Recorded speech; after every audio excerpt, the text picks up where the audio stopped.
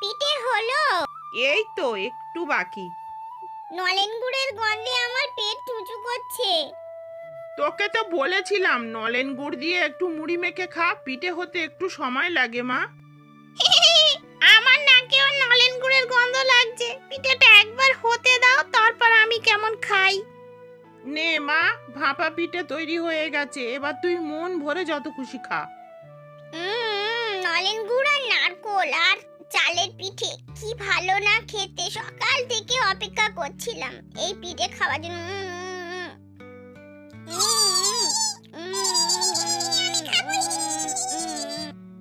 ও মা, তেঁতুল গাছে পেতনিটা বসেছিল, আমার ভাপা পিঠেটা উড়িয়ে নিয়ে চলে যাচ্ছে। আমি এখন কি খাবো মা? ওকে খেতে দে, একটু শেষ খাওয়া খেয়ে নিতে দে। আমি সাধু বাবার কাছে যাচ্ছি, ওর একটা কিছু ব্যবস্থা করব। ও আমাদের খুব জ্বালিয়ে রেখেছে, আর তেঁতুল গাছে থাকা বার করছি। আজকে সাধু বাবার কাছে যাব, গিয়ে বলবো এই পেতনির একটা ব্যবস্থা করতে। আমাদের খুব জ্বালিয়ে রেখেছে। সাধু বাবা, ও সাধু বাবা। বলো বালিকা, তোমার কি হয়েছে? ও সাধু বাবা, আমাদের উঠানে একটা তেঁতুল গাছ আছে, তাতে একটা পেতনি থাকে। সে আমাদের গ্রামকে জ্বালিয়ে রেখেছে, আমার বাড়িকেও জ্বালিয়ে রেখেছে। আজকের আমার মেয়ের পিঠে করে দিয়েছি, সে পিঠে পর্যন্ত খেয়ে নিয়েছে। তোমাকে আমার সাথে যেতে হবে, ওর একটা ব্যবস্থা করতে হবে।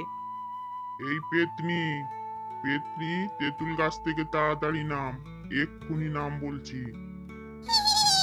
আমি নামবো না তেঁতুল গাছ থেকে। তোর কি করার আছে তুই করে নে। ভালোভাবে বললাম, তুই নামবি না তাহলে? ঠিক আছে, তাহলে তুই দেখ তোর আমি কি করি। এই নে আগুন, তেঁতুল গাছে আগুন ধরিয়ে দিলাম, এইবার তুই পুড়ে যা। আমাকে পুড়িয়ে দিও না।